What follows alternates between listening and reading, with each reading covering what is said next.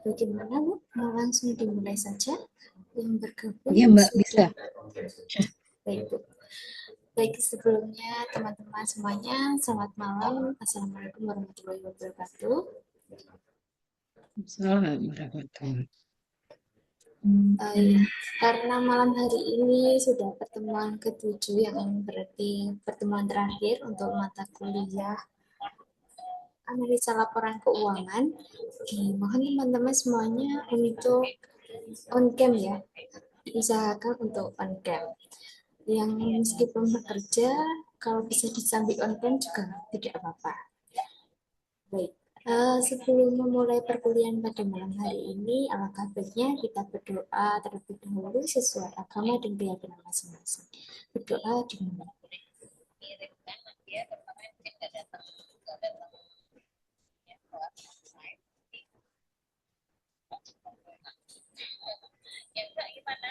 Baik, berdoa bisa diakhiri. Bu Tias, bagaimana kabarnya, Bu? Iya, ini agak terkendala ya suaranya, jadi nggak bisa maksimal. Mungkin nanti jangan-jangan pas ngajar malah hilang suaranya. Duh, jangan sampai Ibu. Iya, nanti Sehat kayaknya nih, nggak Ibu. bisa. Biasanya Ibu full sampai jam 9. Kayaknya hari ini kebetulan juga materi terakhir. Mungkin nanti Ibu akan lebih cepat mengakhiri ya Mbak Elisa ya. Ibu. Mm-mm.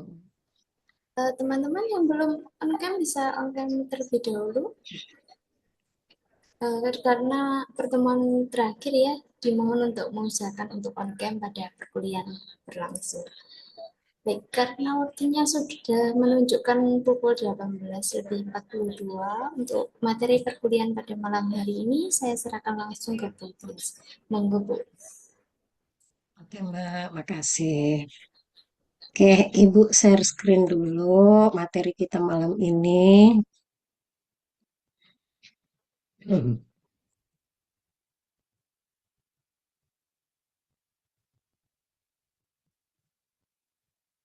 Oke ya, teman-teman. Oke, ini materi terakhir di analisa laporan keuangan gitu ya. Jadi hari ini rencananya selain Ibu memberikan materi terakhir, Ibu juga akan membagikan soal UASnya gitu ya. Jadi harapannya pertemuan kali ini teman-teman bisa mengikuti dengan baik dan lebih fokus lagi. Walaupun mungkin ada yang sambil bekerja ya. Oke, materi penutup kita malam ini adalah rasio aktivitas. Ini adalah rasio keuangan keempat yang sudah kita diskusikan sejak 4 pertemuan yang lalu ya, rasio keuangan. Jadi ini adalah rasio terakhir yang akan menilai bagaimana kinerja suatu perusahaan dilihat dari aktivitasnya. Terkait dengan aktivitas ya, maka di sini kita akan melihat terlebih dahulu bagaimana suatu perusahaan memiliki kebijakan terkait dengan hal-hal yang menjadi support dalam aktivitasnya nanti. Eh, yang menjadi support utamanya dalam perusahaan untuk melakukan aktivitas itu adalah aset ya, aset atau harta.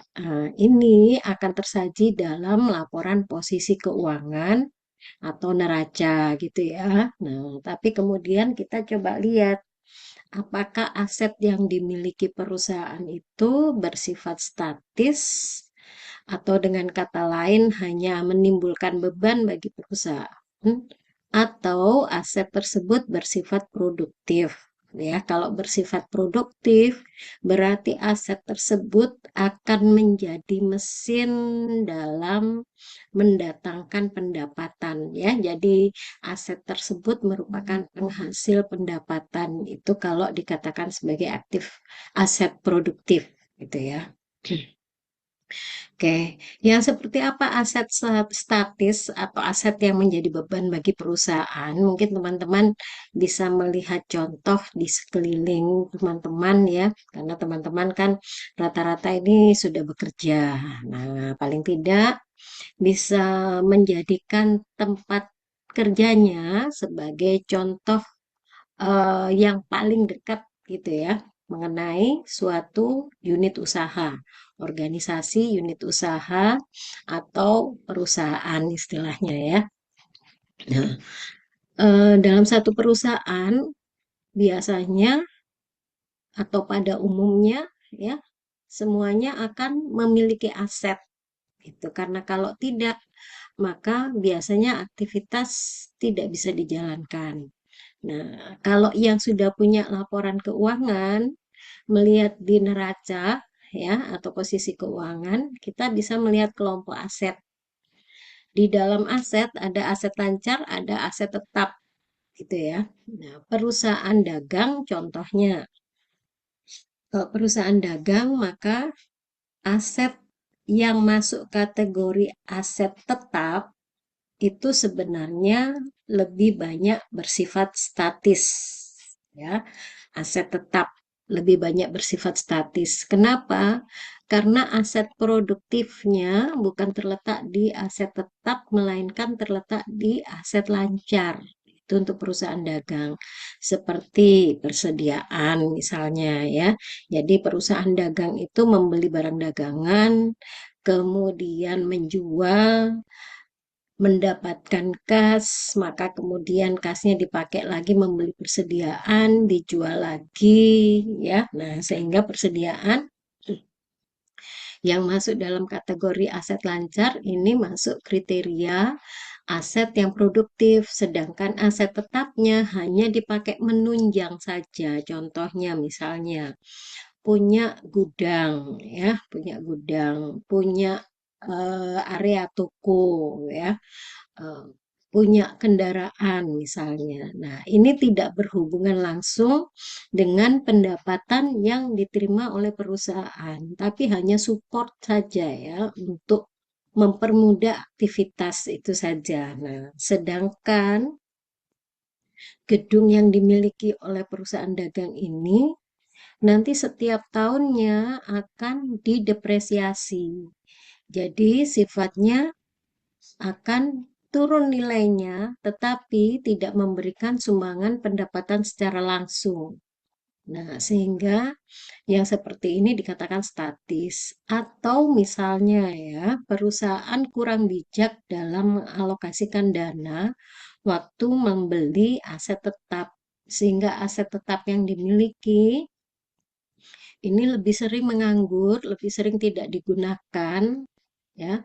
Karena tidak digunakan, maka akan lebih parah lagi dikarenakan ini tidak memberikan kontribusi sama sekali walaupun sifatnya adalah untuk penunjang, gitu ya. Nah, sehingga aset-aset yang seperti ini kita bisa melihat bahwa perusahaan kalau dilihat dari sisi kekayaan atau aset, sebenarnya perusahaan punya kekayaan yang cukup besar. Tapi dikarenakan aset tersebut statis, ya sebagian besar justru statis, maka ini bisa dikatakan aset besar tidak mencerminkan kesehatan operasional perusahaan, ya. Aset besar atau kekayaan yang besar tidak mencerminkan kesehatan operasional perusahaan. Ini yang perlu kita pahami baik-baik. Terus untuk aset produktif, nah aset produktif ini diadakan atau dibeli karena bertujuan langsung dengan aktivitas usaha. Contohnya kalau perusahaan dagang tadi ya persediaan ya. Kalau perusahaan manufaktur akan lebih luas lagi. Selain persediaan, mungkin perusahaan ini akan punya mesin produksi ya karena mesin produksi ini bukan hal utama, yang utama adalah bahan ya, bahan baku. Tetapi mesin produksi bisa mempercepat proses sehingga barang jadi itu bisa dihasilkan lebih cepat dari kalau seandainya tidak menggunakan mesin. Nah, untuk yang seperti ini, maka bisa dikatakan bahwa aset tersebut produktif, ya. Nah, kemudian di rasio aktivitas, ya, yang kita pelajari malam ini, kita ingin mencari tahu mengenai bagaimana kecepatan perputaran yang ada di aset-aset produktif ini, ya. Jadi kita nggak cuma sekedar memilah aset itu yang mana masuk kelompok statis, yang mana masuk kelompok produktif, ya. Berarti statis dan produktif itu adalah langkah pertama yang harus kita pahami dalam mempersiapkan penghitungan rasio aktivitas, gitu ya. Baru kemudian setelah kita memilah dua macam aset ini, barulah kita coba telusuri lebih dalam lagi mengenai kemampuannya dalam menghasilkan pendapatan. Ya, dalam menghasilkan pendapatan, dia mampu menjalankan siklus dalam 1 tahun itu berapa kali. Nah, itu maksudnya. Sehingga di sini kita bisa menilai kecepatan perputaran dari aset produktif ini, ya. Nah, kemudian dari sini kita berlanjut lagi.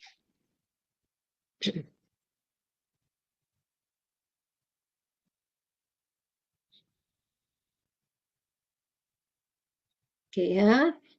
Teman-teman ini melihat tiga pihak yang selalu kita singgung, ya, dalam pembahasan rasio keuangan. Jadi Ibu mengingatkan bahwa semua rasio keuangan pada intinya dibutuhkan oleh tiga pihak ini untuk mengetahui seberapa sehat kondisi perusahaan, gitu ya. Baik dilihat dari sisi keuangannya ataupun kinerjanya. Itu oke. Yang pertama manajemen, ya. Manajemen ini sebagai pihak yang melakukan aktivitas usaha, maka apabila eh, di suatu periode pasti diharapkan akan mendapatkan prestasi yang baik, gitu ya. Pihak manajemen ini berharap mendapatkan prestasi yang baik. Nah, prestasi yang baik ini bisa juga diukur dari rasio-rasio keuangan yang ada. Nah, siapa yang mengukur? Yang pertama, mengukur prestasi ini pihak manajemen itu sendiri sehingga tahu tolak ukur mengenai kinerjanya untuk terkait dengan strategi apa nanti di periode depannya yang harus diganti, harus diperbaiki, atau bahkan misalnya cuma perlu dipertahankan aja, gitu ya. Terus yang kedua adalah pihak kreditur. Kreditur ini adalah pihak yang bersedia memberikan pinjaman dana untuk memperlancar aktivitas perusahaan, gitu ya. Nah, sehingga pihak kreditur juga ingin memastikan bahwa dana yang dipinjam itu akan kembali tepat waktu dan bunga yang menjadi kesepakatan pada saat perjanjian pinjaman itu juga bisa dipenuhi setiap periodenya oleh perusahaan. Nah, sehingga sebelum melakukan persetujuan kredit, maka kreditur ini biasanya akan mempelajari kondisi perusahaan melalui rasio-rasio keuangannya. Mungkin di dua pertemuan yang lalu kita pelajari ada yang namanya rasio solvabilitas, gitu ya. Nah, jadi kalau yang kreditur ini fokusnya di rasio solvabilitas, tapi tidak menutup kemungkinan rasio-rasio lainnya juga akan memberikan pertimbangan tersendiri bagi pihak kreditur, selain dari rasio yang menjadi fokus utama tadi. Terus investor, ya, investor ini adalah pihak yang menanamkan modalnya atau orang yang berinvestasi terhadap perusahaan. Maka wajar kalau misalnya dia ingin memantau bagaimana pihak yang diberi kepercayaan dalam menjalankan usaha yang ditempati menanamkan modal tadi ya. Nah, jadi dalam hal ini untuk rasio aktivitas maka tiga pihak ini juga berkepentingan sekali.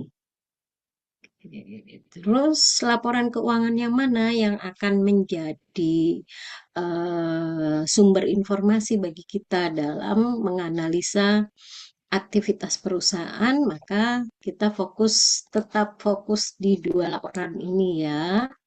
Ada laporan laba rugi atau ini mungkin teman-teman bisa ingat baik-baik ya, laporan laba rugi itu disebut juga dengan laporan kinerja. Sama yang satunya, neraca. Ini kalau di standar akuntansi keuangan teman-teman nyari namanya sebenarnya sudah ganti dengan laporan posisi keuangan ya. Jadi istilah neraca itu istilah yang sudah jadul gitu ya, teman-teman. Kalau misalnya dilihat di standar akuntansi keuangan, istilah neraca udah nggak dipakai lagi sebenarnya untuk standar yang terbaru. Tapi kalau misalnya istilah, maka neraca ini masih sering dipakai secara umum gitu ya. Jadi mau dipakaikan istilah apapun, Ibu berharap teman-teman setelah kita mempelajari analisa laporan keuangan, teman-teman nggak akan bingung lagi ya antara ada yang menyebutkan neraca atau yang menyebutkan dengan posisi keuangan, berarti sama ya. Atau yang menyebut laporan laba rugi diganti dengan istilah laporan kinerja, maka sebenarnya sama gitu ya. Jadi dua laporan keuangan ini yang akan menjadi sumber informasi dalam penghitungan rasio aktivitas ya. Apa yang ada di dalam laporan laba rugi terkait dengan rasio aktivitas? Maka yang pertama adalah penjualan bersih ya, penjualan bersih. Yang kedua adalah HPP gitu ya.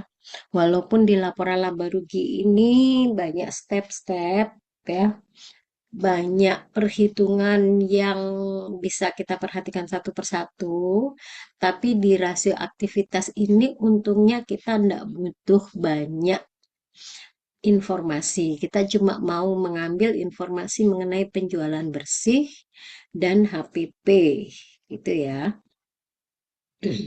Nah, kemudian di neraca ini sebenarnya tergantung pada bentuk kegiatan usahanya ya. Cuma kita ngambil yang paling standar, yang di tengah-tengah. Jadi kita ngambilnya di perusahaan dagang sebagai contoh pembahasan. Maka kalau di perusahaan dagang, neraca yang dikategorikan aset produktif itu ada dua, yaitu hutang dan persediaan. Gitu ya. Nah, ini nanti akan berkembang kalau seandainya kita bicara sesuai dengan konteks usaha perusahaan. Contohnya misalnya, kalau kita tidak lagi membicarakan perusahaan dagang, tapi membicarakan perusahaan manufaktur, otomatis persediaan di sini akan banyak macam ya. Jadi ada persediaan bahan baku, ada persediaan barang dalam proses, ada persediaan barang jadi gitu ya.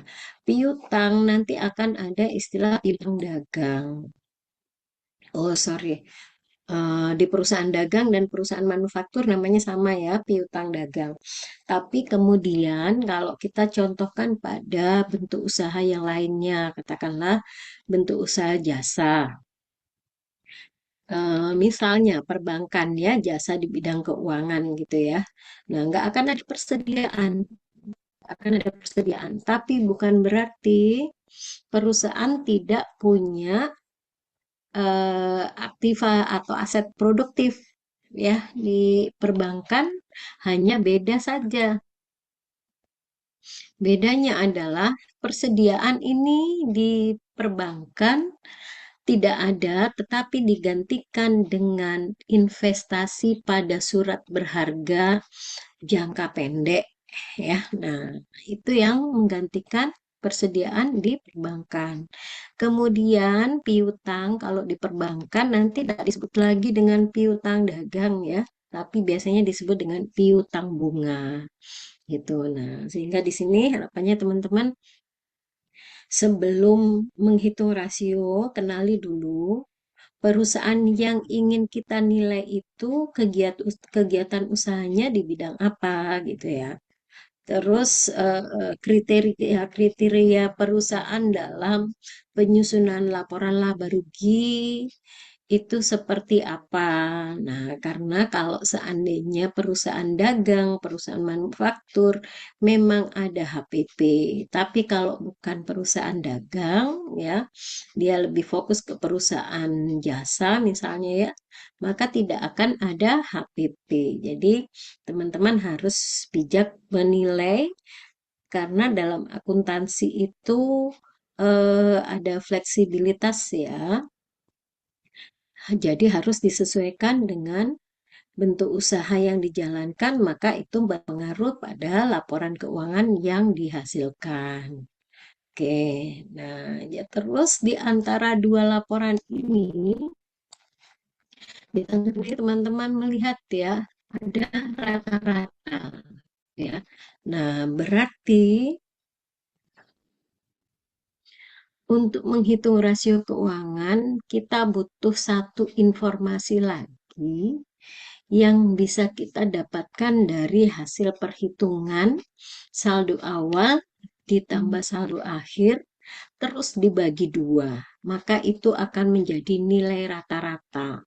Contohnya misalnya rata-rata piutang, rata-rata persediaan, ya. Maka berlaku ini. Awal akhir maksudnya di suatu tahun katakanlah 2025 ya.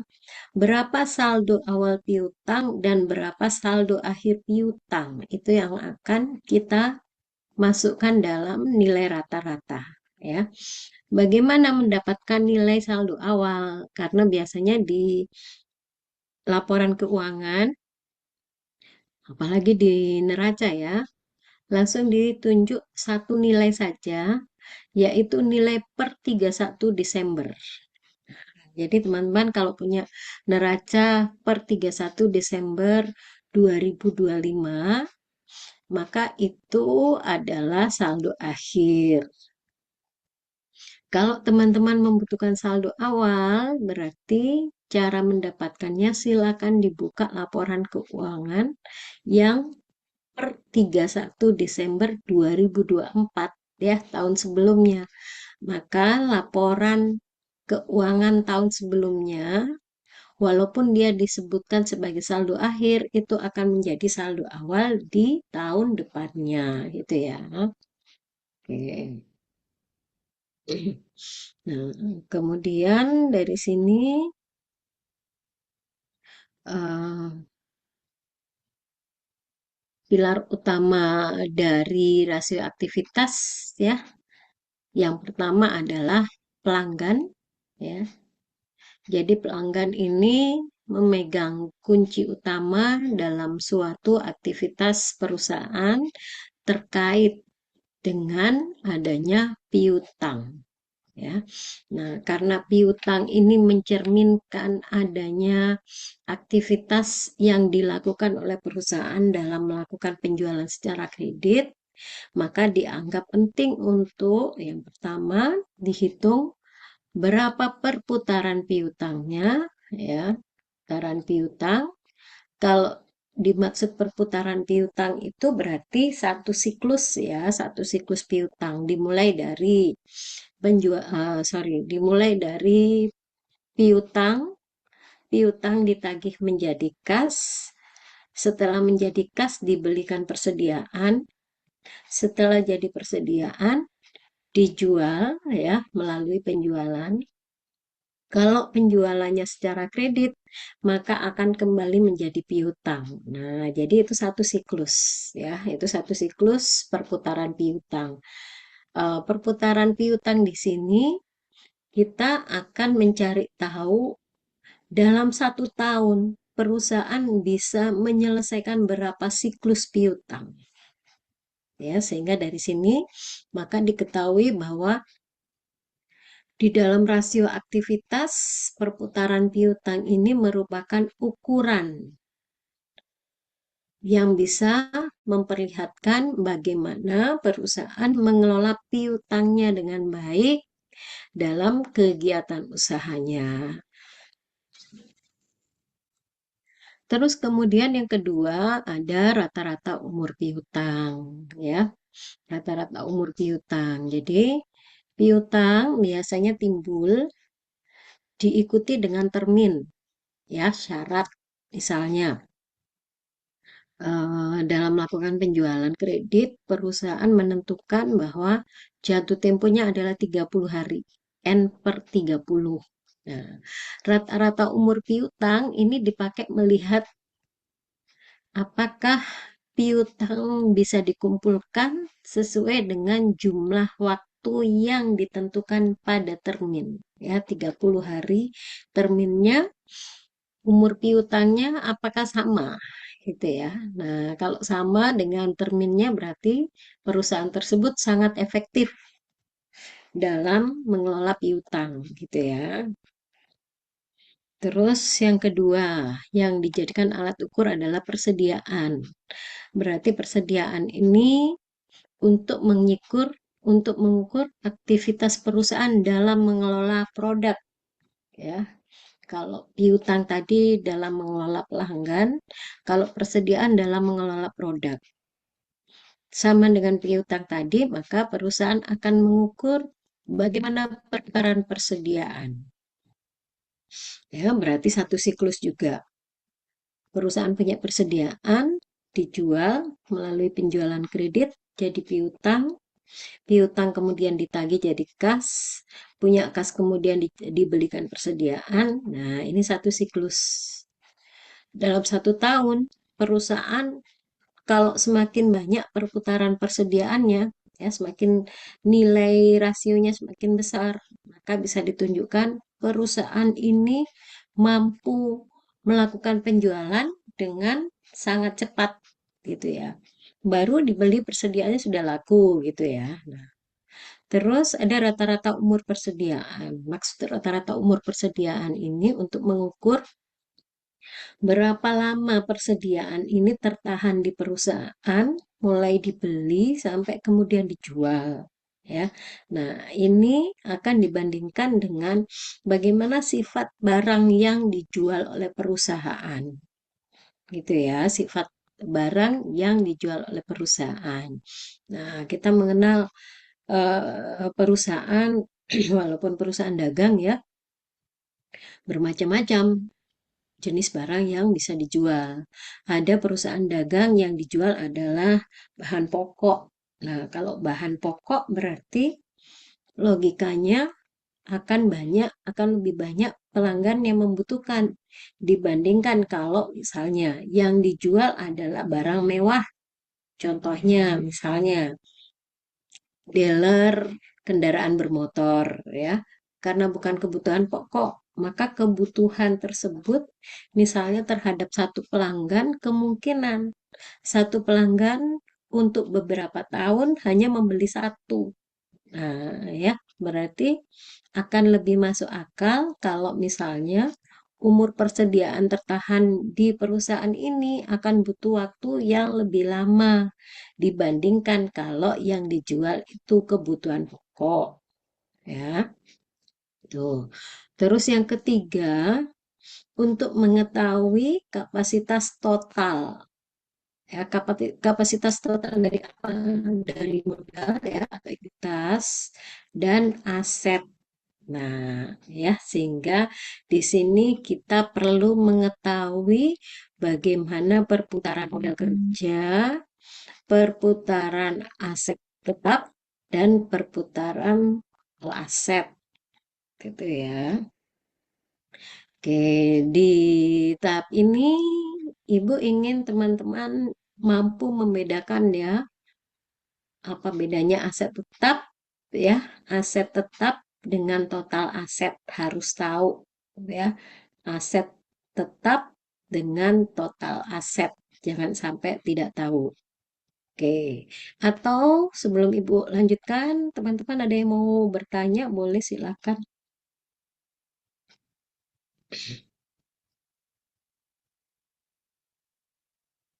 Kalau belum ada, Ibu lanjut lagi. Oke, ini rumus yang pertama ya. Tadi kita akan menilai pelanggan gitu ya, hubungan perusahaan dengan pelanggan. Maka yang pertama kita akan mencari tahu perputaran.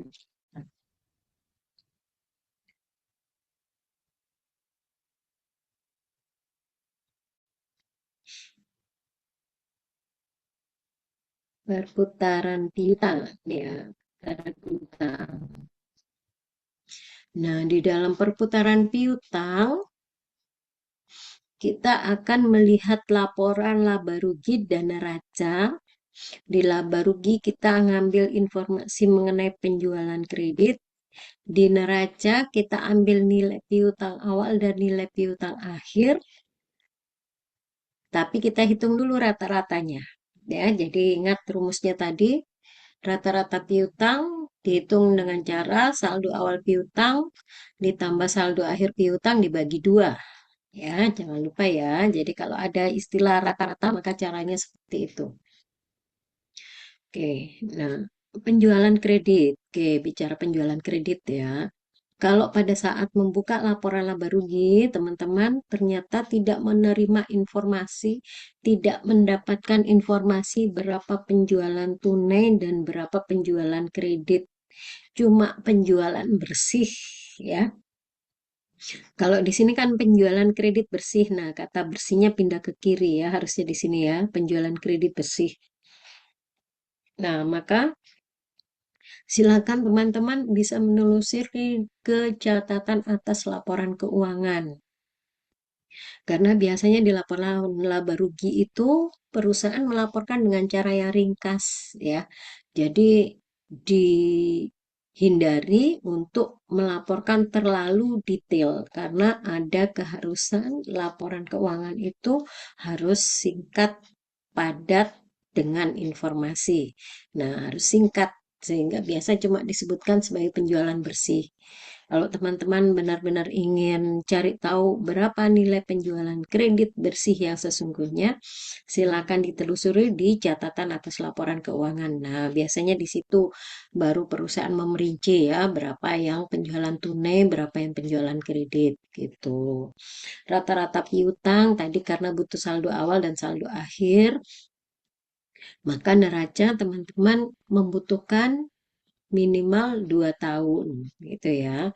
Contohnya misalnya penjualan kredit tahun 2025 ya, penjualan kredit bersih tahun 2025. Maka saat menghitung rata-rata piutang, teman-teman butuh saldo piutang tahun 2024 ditambah piutang tahun 2025 baru dibagi dengan 2 gitu ya. Nah, sehingga nanti hasilnya itu mencerminkan rasio perputaran piutang yang maksudnya adalah seberapa sering tagihan perusahaan bisa dilunasi dan uang cepat kembali ke perusahaan. Semakin tinggi rasionya, ya berarti putaran piutang semakin cepat. Maka perusahaan akan semakin senang, ya.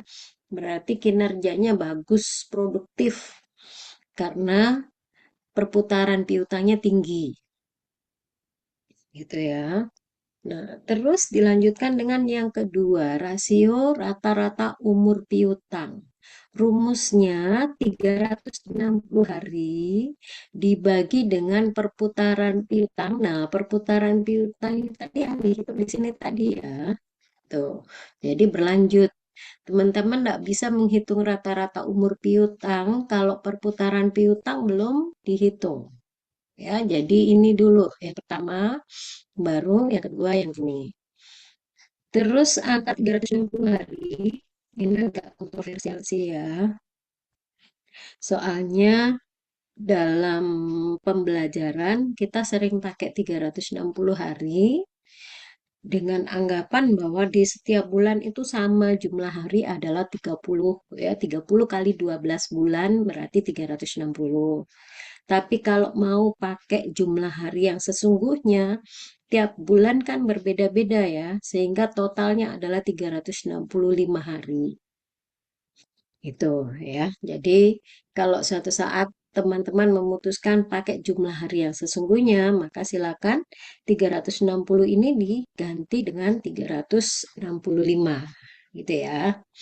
Oke, dari rasio rata-rata umur piutang ini maksudnya adalah mencari tahu berapa hari rata-rata uang tertahan di pelanggan sebelum bisa ditagih gitu ya.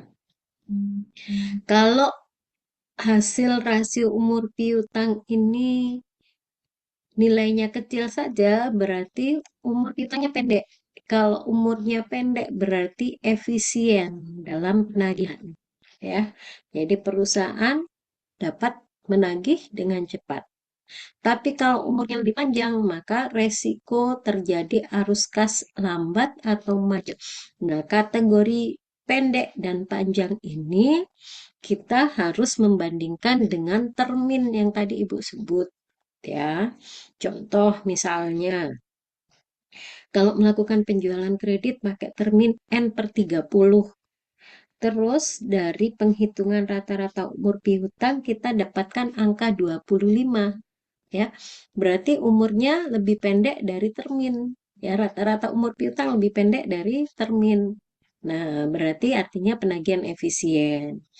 Terus kalau seandainya hasil dari perhitungan rata-rata umur piutang ternyata adalah 40, sedangkan termin tadi 30, berarti terdapat resiko arus kas akan berjalan lambat, bahkan bisa jadi nanti macet gitu ya. Nah, jadi pembandingnya adalah termin waktu kita melakukan penjualan secara kredit gitu ya. Untuk kategori mana dibilang pendek, mana dibilang panjang. Gitu ya.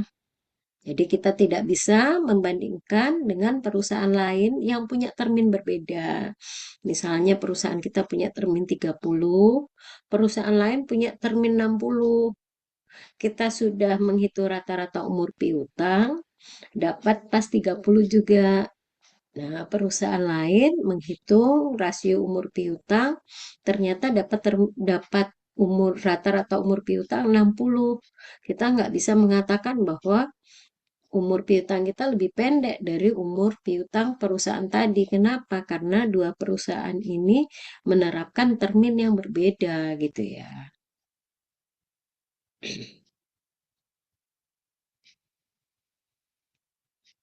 Oke, terus tadi aktivitas terkait dengan pelanggan, maka sekarang terkait dengan produk gitu ya. Nah, persediaan itu hubungannya dengan penjualan ya, persediaan hubungannya dengan penjualan. Nah, sehingga waktu kita menghitung rasio perputaran persediaan, maka rumusnya adalah HPP dibagi rata-rata persediaan. Nanti hasilnya, maka kita bisa tunjukkan seberapa sering gudang kosong dan terisi kembali dalam 1 tahun. Gitu ya. Nah, sehingga menunjukkan seberapa cepat produk tersebut berputar menjadi uang. Ya. Nah, itu rata-rata perputaran persediaan. Terus, seperti halnya piutang, ini juga kita lanjutkan dengan mencari rata-rata umur persediaan. Ya, caranya sama dengan cari rata-rata umur piutang tadi ya. Pakai jumlah hari dalam 1 tahun dibagi dengan perputaran persediaan yang kita dapat di sini tadi.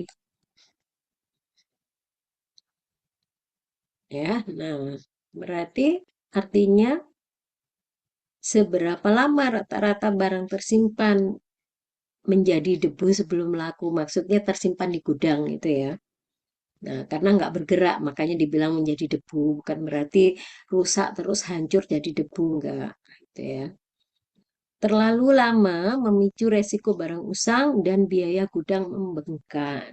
Jadi teman-teman terkait dengan bahwa suatu produk itu punya umur produktif ya, ada tanggal kadaluarsa ya. Biasanya teman-teman kalau kita membeli barang yang dikonsumsi langsung untuk badan kita, biasanya ada tanggal kadaluarsa.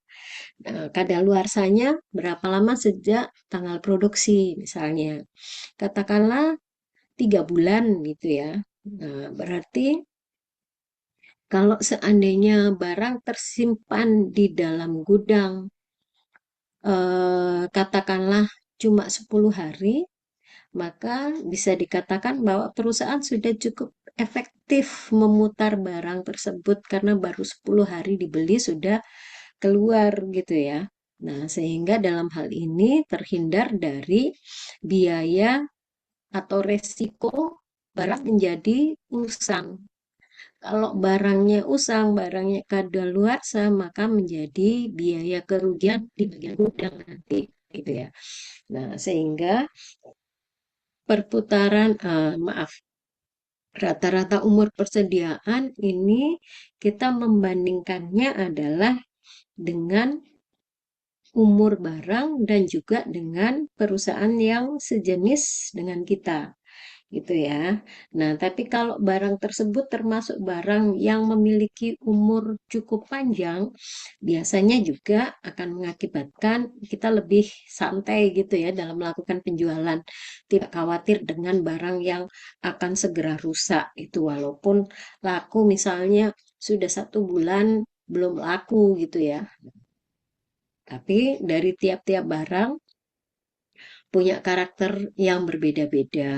Nah, sehingga dalam hal ini kita juga harus tahu bagaimana karakter barang yang menjadi persediaan di suatu perusahaan.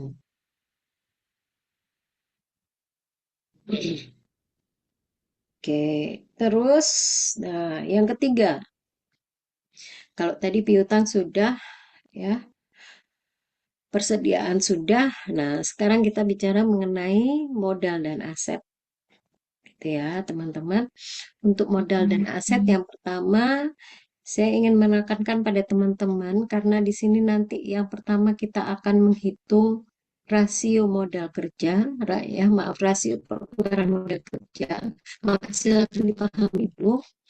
Istilah modal kerja itu kalau kita cari di laporan keuangan, di laporan laba rugi nggak bakalan ketemu. Cari di neraca juga nggak ketemu. Sama dengan rata-rata piutang tadi ya. Piutangnya ada, tapi rata-rata piutangnya nggak ada. Persediaan ada, rata-rata persediaan nggak ada. Ya, maka modal kerja juga begitu. Jadi bagaimana caranya? Maka kita akan menghitung sendiri modal kerja. Kalau kemarin dulu kita bahas rasio likuiditas, itu ada 2 hal yang kita bandingkan ya. Aset lancar dengan utang lancar, ya. Aset lancar dibagi utang lancar. Maka itu menjadi rasio likuiditas. Nah, kalau untuk modal kerja, maka bukan dibagi tapi dikurangi ya rumusnya. Modal kerja berarti nyarinya dari aktiva atau aset lancar dikurangi dengan liabilitas atau kewajiban lancar, gitu ya. Nah, jadi kalau lihat teman-teman lihat gambar ini kan ada total aset ya. Total aset itu terdiri dari aset lancar dan aset tetap. Nah, yang aset tetap sudah disebut di sini, yang aset lancar kok nggak disebut. Nah, tapi kemudian diganti dengan istilah modal kerja. Nah, ya, jadi modal kerja itu sama dengan aset lancar setelah dikurangi dengan kewajiban lancar. Ya. Oke, barulah kemudian kita menghitung perputaran modal kerja dengan cara penjualan dibagi dengan modal kerja bersih ya. Jadi penjualannya ada di laporan laba rugi. Modal kerja bersihnya di neraca nggak ada kata modal kerja, yang ada total aset lancar ya. Silakan dikurangi dulu dengan kewajiban lancar, maka itulah modal kerja bersih ya. Nah, jadi Untuk perputaran modal kerja ini maksudnya untuk mencari tahu apakah dana operasional harian dimanfaatkan secara efektif tanpa membahayakan liabilitas ya. Jadi maksudnya kita punya aset lancar tadi sudah kita amankan untuk pembayaran kewajiban atau likuiditas lancar tadi. Jadi sisanya itulah modal kerja yang bisa kita pakai untuk aktivitas sehari-hari. Ya. Nah, terus selain perputaran modal kerja, ada juga rasio perputaran aktiva tetap. Caranya menghitung penjualan dibagi rata-rata aktiva tetap. Nah, pakai kata rata-rata lagi ya, berarti sama caranya dengan yang tadi. Setiap kali ada kata rata-rata, berarti saldo awal tambah saldo akhir dibagi dua. Cuma karena di sini tidak disebut apa aktivanya, tapi berarti di sini adalah total aktiva atau aset tetap ya. Jadi kalau di dalamnya ada mesin, gedung, dan fasilitas lainnya ya udah dijumlah saja gitu ya. Terus yang terakhir adalah perputaran total aset. Kita menghitung dengan rumus penjualan dibagi rata-rata total aset. Jadi kesimpulannya untuk mengetahui efisiensi output dari keseluruhan sumber daya yang dimiliki oleh perusahaan. Oke, silakan kalau ada yang mau ditanyakan. Boleh.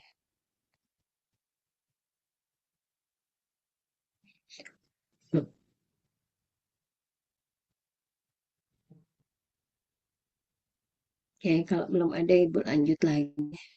Nah, ini contoh kasus, silakan diperhatikan. Ada laporan keuangan di tahun 2025 dari PT Cemerlang Niaga.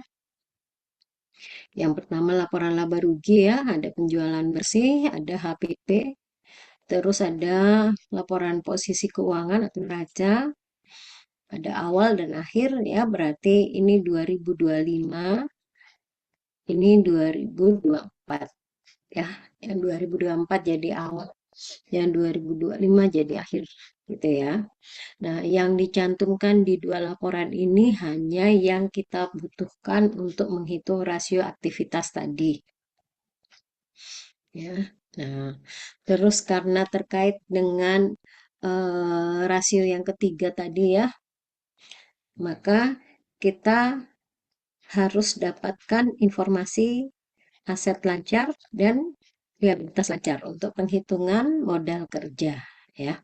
Nah, sehingga kemudian dari sini, dari angka-angka ini, kita bisa lihat rasio yang dihasilkan adalah dari sini.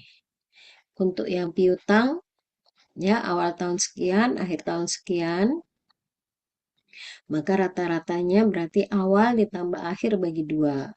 Jadi rata-rata. Semuanya seperti ini ya. Terus modal kerja bersih dihitung dari aset lancar akhir dikurangi liabilitas lancar akhir. Maksudnya yang tahun 2025 tadi. Jadi modal kerjanya adalah 400 juta ya. Nah, ini rasio yang didapatkan.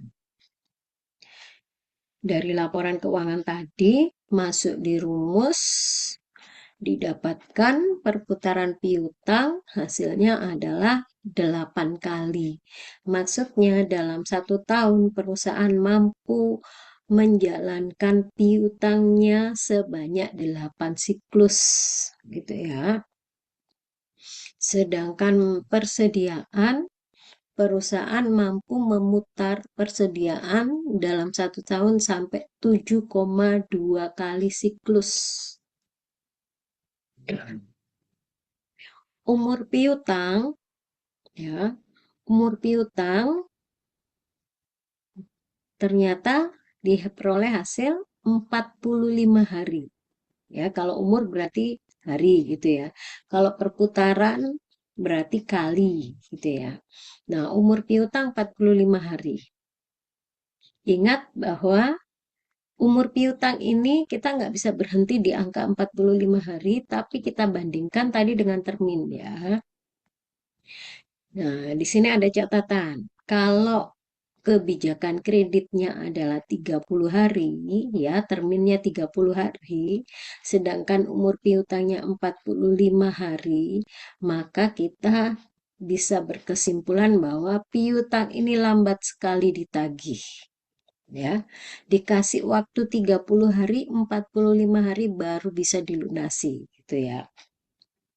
Tapi kalau terminnya 45 hari, ya, terminnya 45 hari, maka penilaian kita, oh wajar dikasih waktu 45 hari, maka dalam penghitungan ternyata umur piutang juga 45 hari, gitu ya. Jadi pembandingnya adalah termin. Yang persediaan di sini kita dapatkan 50 hari. Nah, bagaimana maksudnya? Maka 50 hari ini bisa kita katakan bahwa perusahaan cukup aktif mengelola persediaannya, ya. Jadi di gudang atau di perusahaan hanya tertahan 50 hari.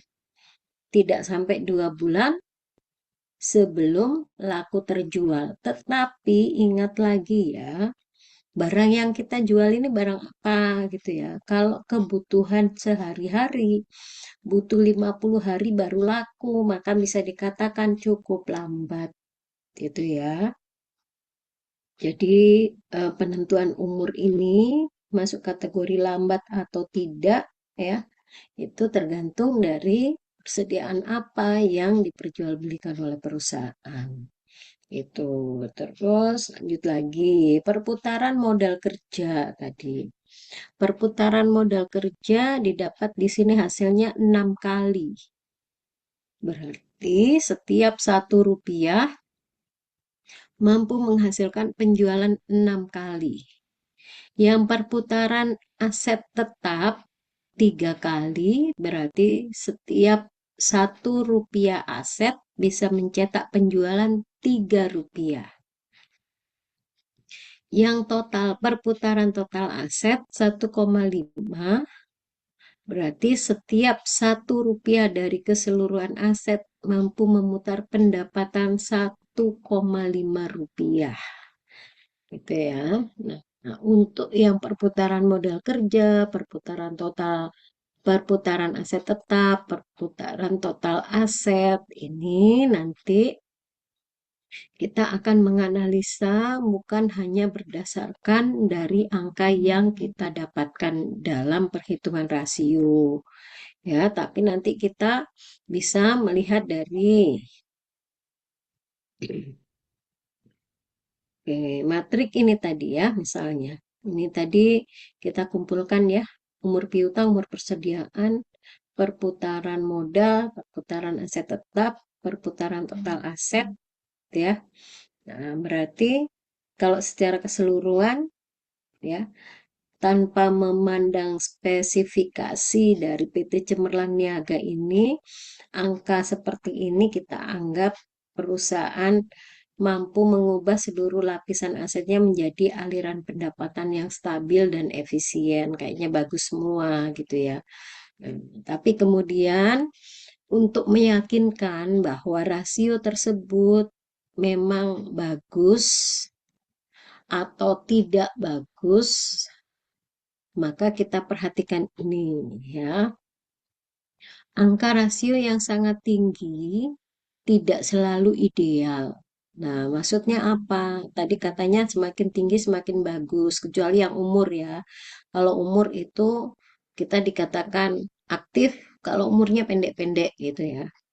Tapi kalau umurnya panjang justru tidak aktif, gitu ya. Kan namanya rasio aktivitas. Rasio harus dibaca dalam konteks kebijakan industri dan tren historis. Ya, nah berarti teman-teman rasio ini tadi untuk menilai bagaimana kinerja perusahaan, umur piutang, umur persediaan, kita harus membandingkan dengan boleh pakai kebijakan industri sejenis, boleh pakai tren historis. Ya, tren historis itu maksudnya berapa rasio tahun lalu. gitu ya. Tahun lalu, 2 tahun sebelumnya. Kalau umur piutangnya semakin turun, maka semakin bagus ya.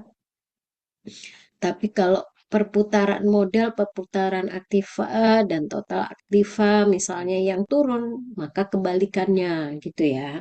Nah, atau misalnya kita bandingkan perusahaan sejenis dengan kita, umur piutang mereka berapa, umur persediaan mereka berapa, gitu ya. Baru kemudian kita bisa menempatkan diri kita ke dalam salah satu dari tiga kriteria, apakah perputaran kita terlalu lambat, apakah sudah optimal, atau terlalu cepat. Ya, nah kalau teman-teman lihat di sini, kalau terlalu cepat warnanya kok jadi merah ya. Jadi ada seperti ini. Persediaan overspeed. Perputaran yang terlalu tinggi beresiko stock out. Stok terlalu sedikit menyebabkan gagal melayani pesanan dan pelanggan lari ke pesaing. Ya, jadi yang menyebabkan perputaran persediaan kita cepat ternyata jumlah persediaan kita yang memang kecil ya. Barang-barang kita jumlahnya cuma sedikit. Makanya cepat habis, cepat beli lagi gitu. Tidak sebanding dengan jumlah permintaan pelanggan. Nah, ini bisa menyebabkan ya pada saat stok kosong kita masih mau belanja ke pasar, sudah ada pelanggan mau beli. Kita bilang bahwa kosong, tunggu baru mau beli barang misalnya ya. Nah, apakah pelanggan mau menunggu? Tidak mau ya, tidak mau yang cari pasti-pasti aja. Maka daripada menunggu, lebih baik ke toko lainnya cari yang saat itu tersedia. Nah, itu bahayanya ya. Terus modal kerja bisa overspeed ya. Modal berputar terlalu cepat. Ini menunjukkan bahwa kas itu tidak sempat tersimpan di tangan. Itu ya. Ada uang masuk langsung dibelanjakan lagi. Ada uang masuk langsung dibelanjakan lagi. Gitu ya. Jadi nggak punya cadangan. Sehingga sewaktu-waktu misalnya utang jangka pendeknya harus dibayar. Nah, bisa jadi pas kita nggak pegang uang. Nah, itu bahaya dari modal kerja yang overspeed. Oke, dari sini bisa kita simpulkan ya, rasio aktivitas mengajarkan kita bahwa aset yang besar belum tentu baik apabila aset tersebut tidak bergerak secara produktif karena cuma menimbulkan beban dan nantinya tidak akan mensupport perusahaan dalam produktivitasnya sehingga hanya menjadi beban yang nanti akan tiba pada waktunya bahwa aset tersebut akan habis dan tidak bisa dimanfaatkan lagi. Oke, teman-teman, materi Ibu hari ini kayaknya sampai di situ. Silakan kalau ada yang mau bertanya.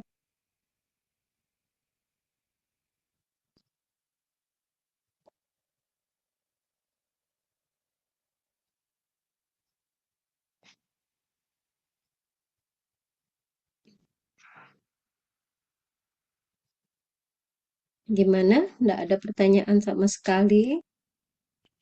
Kalau nggak ada pertanyaan sama sekali, Ibu akan jelaskan mengenai UAS teman-teman ya.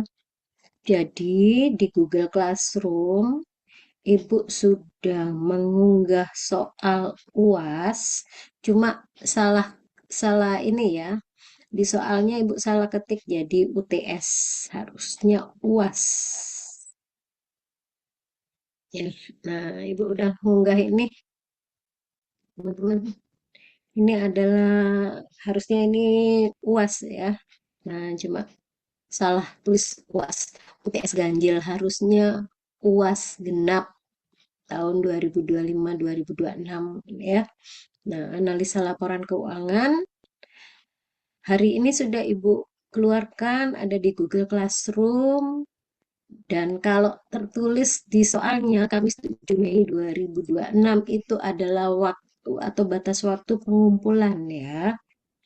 Batas waktu pengumpulan. Jadi silakan mau dicicil dulu dikerjakan satu persatu soal tiap hari, boleh silakan. Tapi batas pengumpulannya adalah tanggal 7 Mei. Kalau teman-teman mengumpulkan tanggal 8 Mei jam 00.30 sudah tertutup di Google Classroom, teman-teman tidak bisa mengumpulkan lagi gitu ya. Jadi tolong diperhatikan baik-baik terkait dengan batas waktu pengumpulan. Jangan sampai terlambat. Terus kemudian soal yang Ibu berikan ini ada dua bagian. Yang pertama adalah untuk menghitung dan menginterpretasikan rasio keuangan. Ini mempermudah teman-teman untuk menganalisa ya. Ibu sebutkan di sini, ini sedang menghitung rasio likuiditas.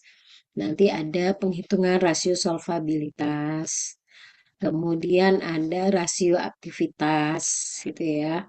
Terus ada rasio profitabilitas.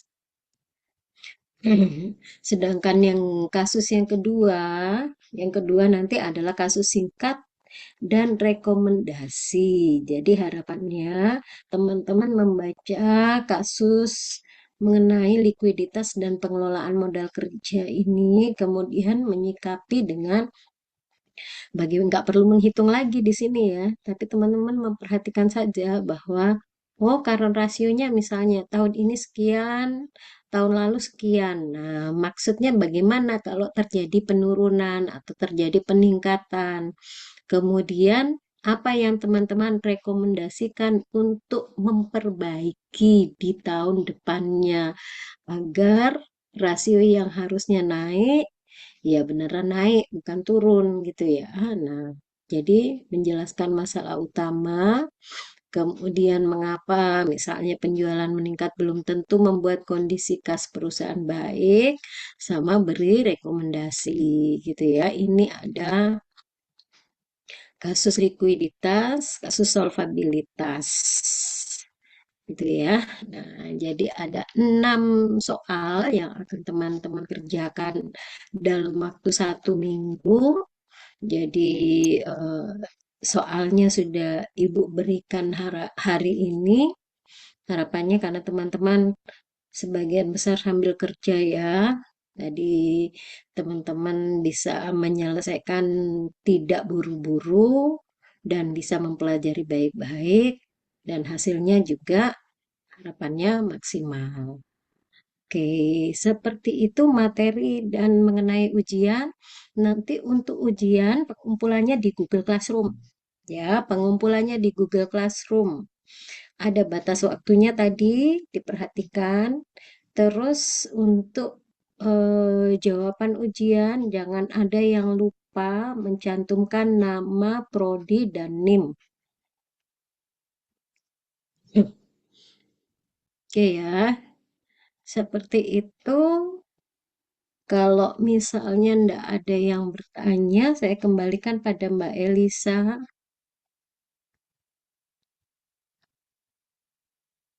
Iya Mbak, jadi materi kita udah habis, sudah selesai. Tadi juga untuk soal UTS sudah saya unggah di Google Classroom. Jadi kalau misalnya teman-teman mau langsung mengerjakan, nyicil, boleh juga gitu Mbak Elisa.